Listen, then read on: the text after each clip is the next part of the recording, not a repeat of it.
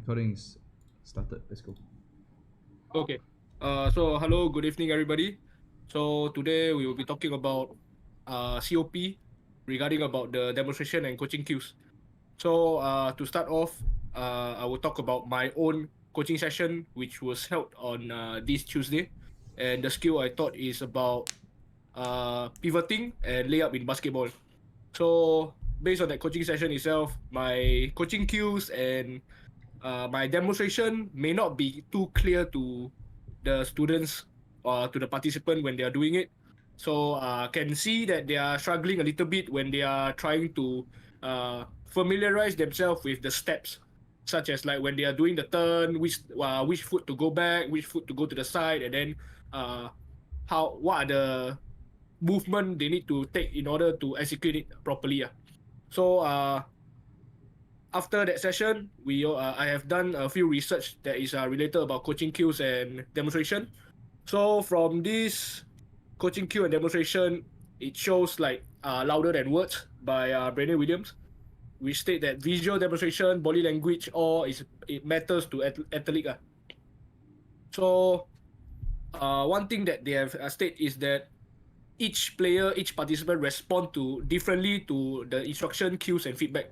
So what I have done, a small mistake that I've done from my part is that I put everybody one line, then I give the same instruction, then also the same demonstration, without like putting like understanding each of their strength and weaknesses based on the coaching session itself.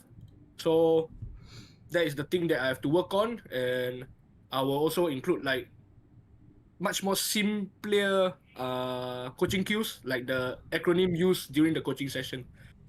So that is all from me. And of course, the second thing I have is a video by Stephen Curry, which shows like what are the steps needed in acronym, like the knees and the elbow and the movement. So that's all from me.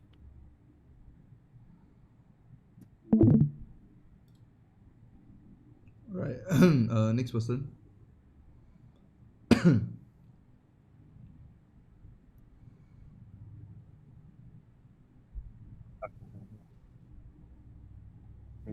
So for my coaching, I taught pull up to a set shot basketball.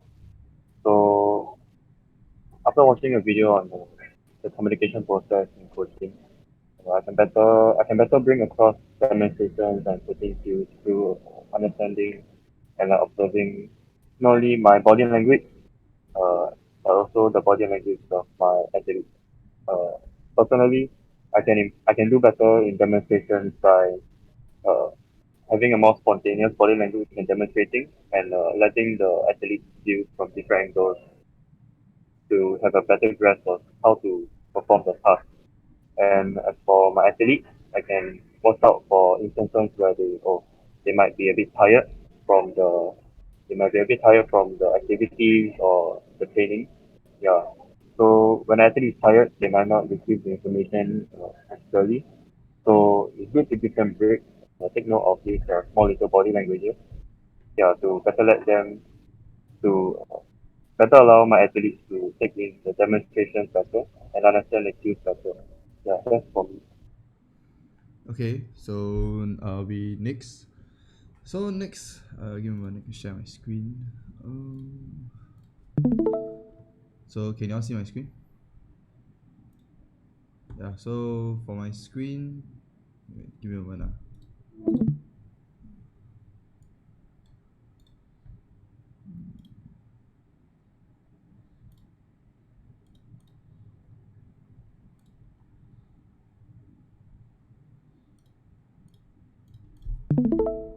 Okay. So as I was saying, what from my video, what I feel about my video is that I could have how could I done better would be to maybe to look out for the different individual skill set in my athletes. So some of my athletes are more well versed in basketball, some aren't. So in these instances around here, around these timestamps, you can tell that my athletes Diana and Crystals are struggling a bit to do the passing, and they were like struggling to do a proper screening form. So instead of like correcting them, I actually encourage them furthermore, which like makes them think, oh, maybe this is what I'm doing is correct, but actually it's wrong. What I was actually encouraging was them to just keep trying, but instead I think I may give out the wrong signal in terms of like feedback, because they thought, hey, this is what I'm doing and this is correct. And for the other athletes which is here, I feel that I could done better by, showing them a bit more, providing them with a bit more like attention, because I feel that through this video I've been focusing on the two female athletes more than the other male athletes, and I think that's quite maybe unfair for the others. And then for how to coach better, I actually watched this video, like these two videos here. It shows me that by doing your own self-reflections, you can be able to discover what went wrong, what went right, and how can you improve from it. And through this video, this is how I realized that I actually paid closer attention to the female athletes in the coaching rather than the male athletes, because the male athletes tend to do better. But this should not be the case if I want to have a conducive environment for all the athletes and ensure that all athletes are having a fair bit of chance and experience. So I think that's all for me.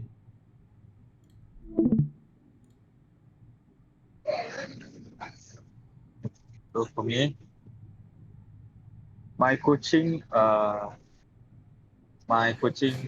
the Tuesday class lacks the effective domain. So I'm going to share my screen to show a clearer view.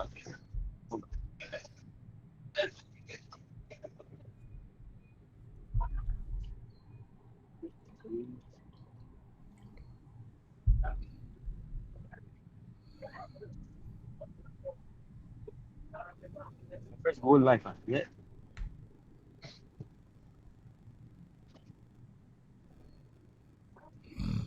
See my screen? Bro, you must go live with your phone, yeah? Not with your laptop. Oh, can I just show flip my camera or something? Sure. So as you can see, like my intro, basically, I'll just summarize for you. It didn't I didn't apply the effective domain, what the athletes have to apply the values, stuff like that. So learning from that, I've researched from an article. This is the article. So let me just flip back. Okay, so the article basically says that effective coaches promote a positive team culture that emphasizes respect, teamwork, and sportsmanship. A cohesive team environment enhances athletes' commitment and performance. So that's the importance of applying this effective domain. So there's another YouTube video where a coach is applying such things, and I feel that I should be this coach because he does a good job in applying this effective domain. So I'm gonna show a video. I don't know if you all can hear. Yep.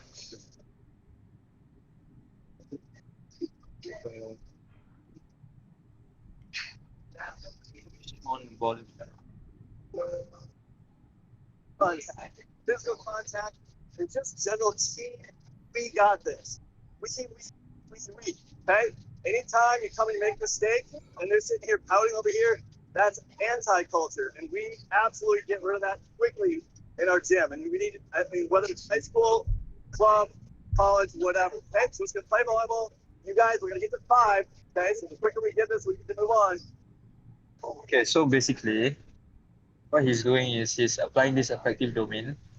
He's encouraging the players to be more of a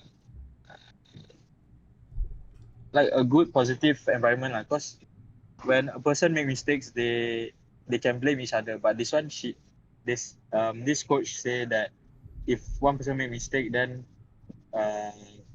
see it as a team effort, like don't blame one person, blame them as a whole, as a team. So yeah.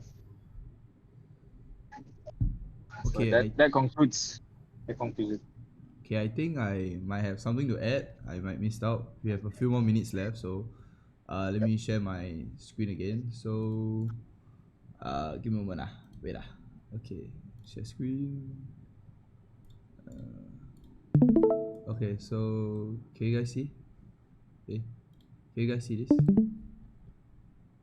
Okay, so in terms of how to measure my effectiveness on my coaching practice, what I did was what I learned is that I can try to gather feedback from my clients, which is maybe my students, and also can track progress against coaching goals. So by setting a goal at the start of the lesson, I can actually know that at the end of the lesson, do I actually achieve that goal, and if I did not, what could I have done to achieve it, or what could I have done to like make it better.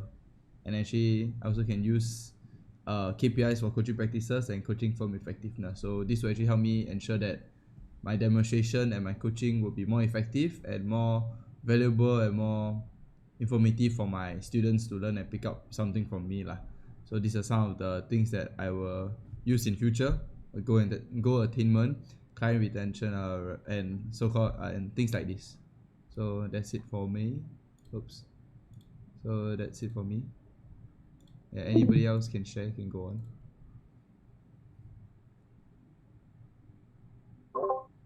So from my side, just a few more add-ons is that add-on from what I mentioned in my sharing just now is that like some people they learn better through demonstration.